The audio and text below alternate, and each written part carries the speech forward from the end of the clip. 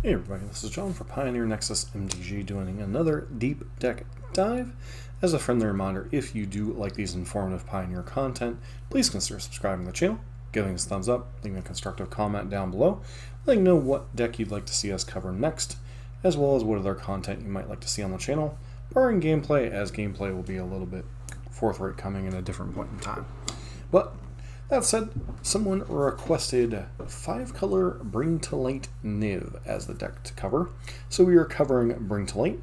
This first version is by Claudio, his most recent finish in a MTGO challenge. Claudio is kind of the champion of the Niv to Light as far as big finishes with the deck. If you follow Darth Jason or any of the other big YouTube channels or big Pioneer channels particularly, whenever they're talking about Niv to Light, he is often the one-man wrecking crew with this deck, so he kind of is the de facto list to look at as far as what the deck is doing. So as far as the list, there are 3 key cards in almost every build. There's obviously Niv, which allows you for the top 10 cards of your library to choose one of a color pair, put it in your hand. Also, the other namesake card, Bring to Light, which allows you to pay mana into this, and for each color of mana you can look for a creature, instant, or sorcery with a mana value equal to the number of colors spent. So oftentimes you cast this for 4 or 5 mana, allows you to go get a 4 or 5 mana card. The de facto card you go get is Mizzet, obviously is the absurd card advantage, a 6/6 dragon stabled into a draw 3 to draw 5, oftentimes. Or otherwise, this allows you to go get your various bullets in your deck, which we could spend hours covering all the different bullets you could get. These 3 lists that we're going to be looking at are only a little bit different examples of how to approach what the deck does. And the final card that is kind of in every version of the deck is Sylvan Caryatid. This is an unkillable mana ramp, basically, outside of sweepers, obviously, but it cannot be interacted with otherwise. You know, it's a decent blocker against some of the red aggressive decks in the early turns if they can't pump some of their creatures beyond 2 power, and it kind of fixes all of your mana issues, as you are a 5-color mana base with a deck that obviously can't play much fetches unless you happen to be playing Fabled Passage variants, which most of Claudio's versions do not. Beyond that, you're a pile of interaction, pile of tutor targets, etc. Celestius is one of the few non-dual cards that you'll see in this deck. It helps you to kind of ramp, also helps you with fixing your mana, also with eluding effects can help fix your hand. And then Growth Spiral kind of rounds out your ramp package in this particular version. Allows you to put a land into play, draws a card. You know, anything you can get ahead on mana is quite nice with a deck with this much power going on with it. Beyond that, you have things like Abrupt Decay to interact with 3 mana or less permanents. Very good in the uncounterable or the counterspell matchups, especially against blue spirits. But also very good against anything with early aggression. Can also tag a bunch of stuff in mono green, like the early ramp, other than Caryatid themselves. Dreadbore gives you a pretty smooth answer to planeswalkers and creatures. Vanishing Verse allows you to exile a lot of things in the format. There are some multicolored cards in the format, but a lot of the decks play monocolored things. This is a very nice answer to that. Valky, God of Lies, one of your best Bring to Light targets because you can cast the Tibalt Cosmic Imposter side.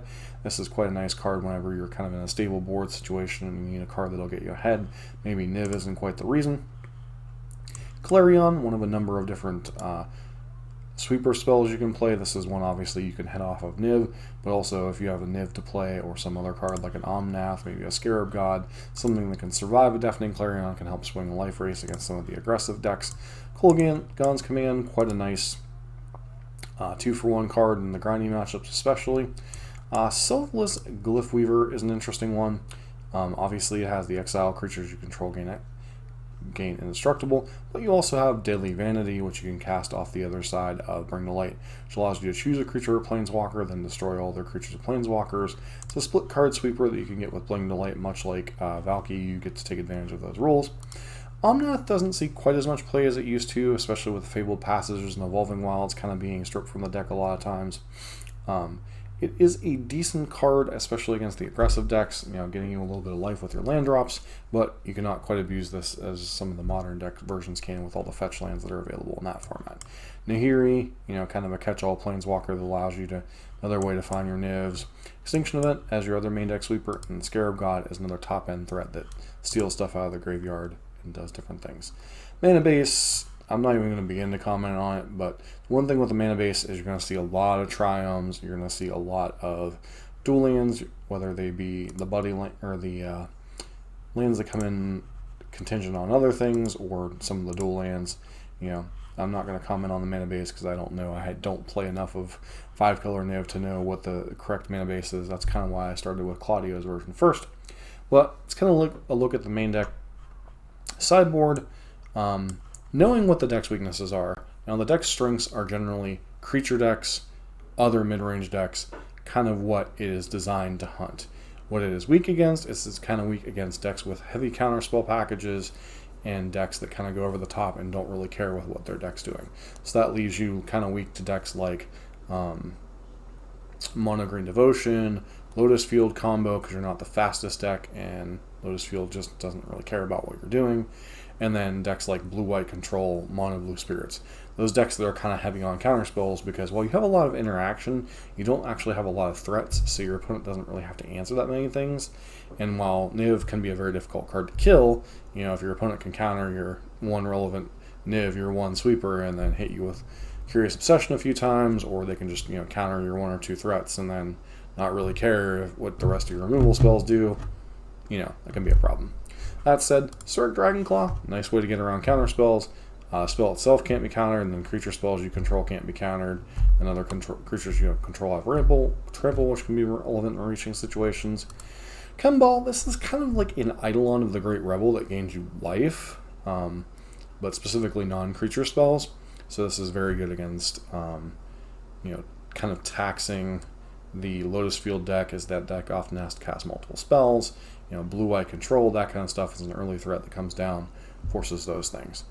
Weathered Runestone, non-land permanents in graveyards and libraries can't enter the battlefield. Players can't cast spells from their graveyards or libraries. This, I don't remember the templating on Ultimatum, if it helps against that. What's the templating on Merchant Ultimatum?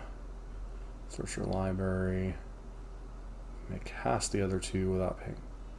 Unexile them. So it does not stop specifically Emergent Ultimatum, but it does stop some of the other nonsense.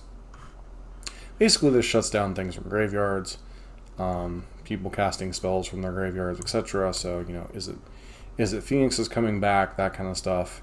Also keeps things from, you know, like the Greasefang decks from getting their stuff back. So, you know, it doesn't stop like Delve and such, but it does do a good job of shutting down the graveyard, and then obviously keeps things from coming in from the deck. A little bit relevant against things like Collected Company and such. So it's kind of a catch-all card, but, you know, not as strong as some of the other options against other things. But Roll Charm, primarily here because it deals 3 damage to each flyer. Dovin's Veto, good against anything that you want to counter a bunch of stuff, whether it be, you know, the aforementioned Lewis Field combo decks, the control decks, etc. It's nice to have those kind of catch-alls. You know, Thoughtseize is a nice little bit of interaction against decks that kind of get under you. You know, other combo decks that you can't interact with otherwise. Fatal Push for other creature decks. As I said, this deck's usually pretty good against creature decks, but it doesn't hurt to have a little bit of early interaction. And then Deafening Silence, obviously here for stuffs like, you know, it's okay against Phoenix, but really mostly here for Lotus Field and stuff. So let's take a look at a couple other versions of the deck and see how other people attack the weaknesses of this deck. This version, a little bit different. You're playing things like Thought Erasure as some of your other things. Dovin's Vetoes are on the main deck, but, you know, you're seeing a lot of the others, you know, same things. The keys of the deck are Caryatid, Niv, Mizzet, and Bring to Light. Extinction Event kind of being a sweeper. Yasharn is a nice card against any type of sacrifice of decks you might be playing against. That's why I said, you know, we could spend literally hours covering all the different tutor targets and stuff. And that is one of the power of this deck, but also one of the difficulties of the deck is finding that right balance of cards that you want to play. Klothys, you know, once again, slow graveyard hate, but still powerful graveyard hate. Good against creature decks a little bit, allows you to gain a little bit of life in some difficult matchups. You know, the rest of these cards we've mostly covered already.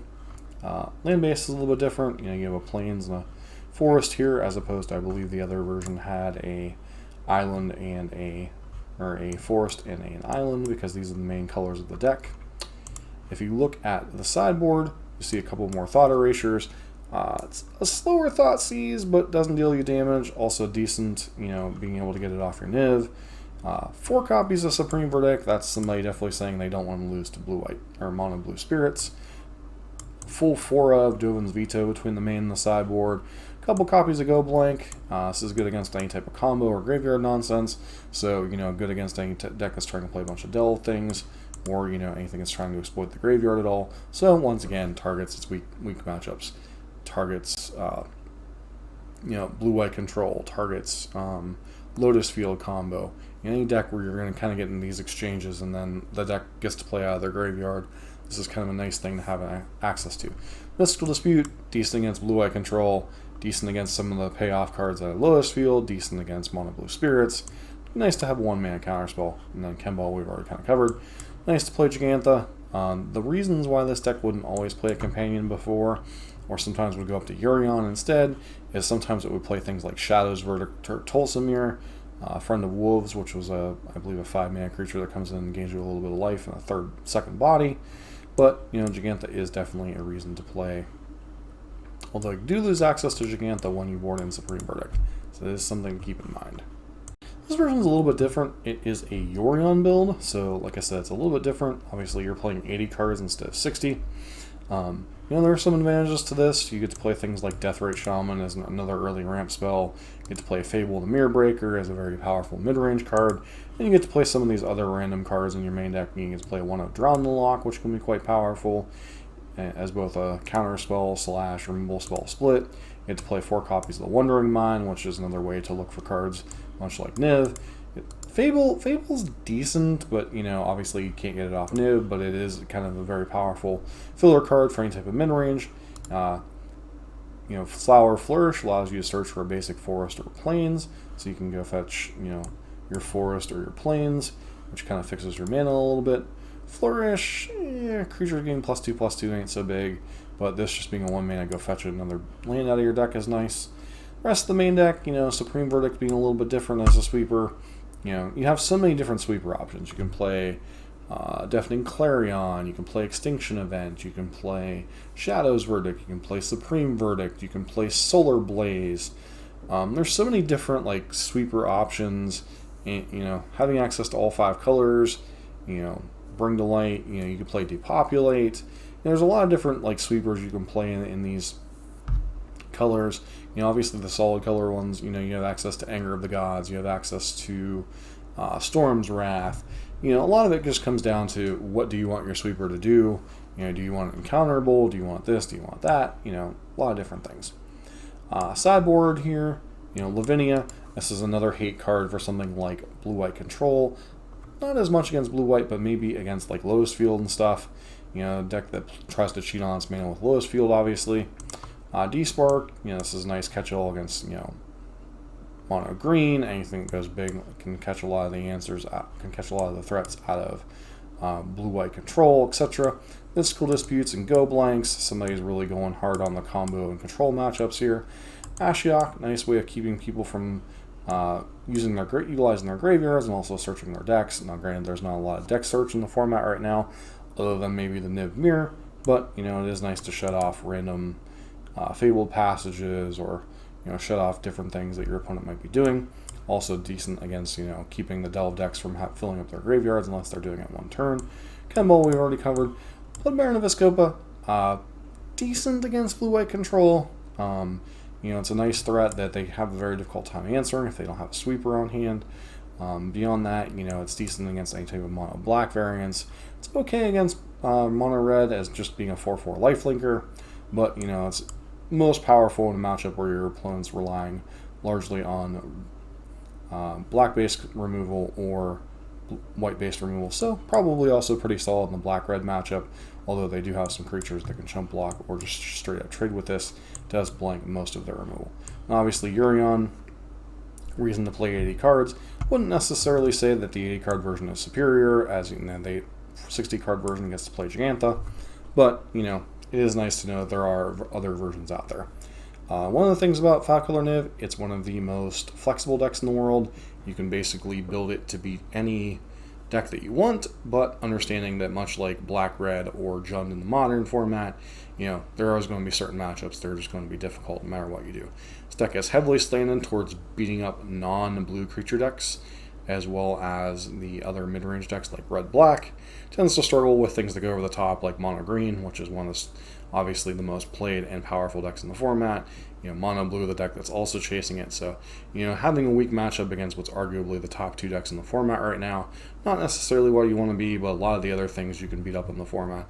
So maybe you can still do well at F&Ms or, lower tier events, or if you somehow find a way to answer the Mono-Blue and Mono-Green matchups, maybe this can just be the perfect metagame hunter. But overall, this is a deck that, fairly good against the creature decks, a little bit weak to decks that go over the top of it, and very weak to decks that are heavy on counter spells. You have to rely on, oftentimes to beat counter spells, you have to have discard plus threats, and this deck doesn't play a ton of discard, although you did see, some versions with Thought Erasure or Go Blanks. You just, the objective being playing bomb after bomb after bomb, eventually running your opponent out of counter spells, and obviously you can infinitely answer most of their threats. So, this is a deck that has some grinding capabilities, but is a little bit weak to deck with counter spells, especially like decks like Mono Blue that have such an efficient thing while also keeping you off of your big plays. And that said, you can 1-for-1 their creatures into the ground if you can catch them at the right time, or if you have things like Abrupt Decay and they're relying on like a Spell Pierce or Geistlight Snare to kind of keep their creature alive. Different things you can do with this deck, but it is very powerful, but it is not the most powerful go over the top deck in the format, with Mono Green kind of being the deck du jour for that. So that said, this is kind of our deep deck dive for 5-color Yorion. If you want to beat it, play a deck with counter spells or go over the top of it. If you want to play this deck, hopefully your meta has a lot of aggro decks and mid-range decks like Red-Black floating around. Maybe food. I'm not quite sure how the food matchup goes, but this is definitely a deck that picks apart the other mid-range decks and slower aggressive decks especially. So this is definitely a powerful deck, something you should be aware of, but maybe not something you'll see a ton of, as it is rather on the expensive side for a Pioneer deck. Plus the fact that it's not great against the top 2 decks in the format right now. So that's it. This has been John for Pioneer Nexus MTG with our deep deck dive on 5-color Niv. Let me know what you want to see next.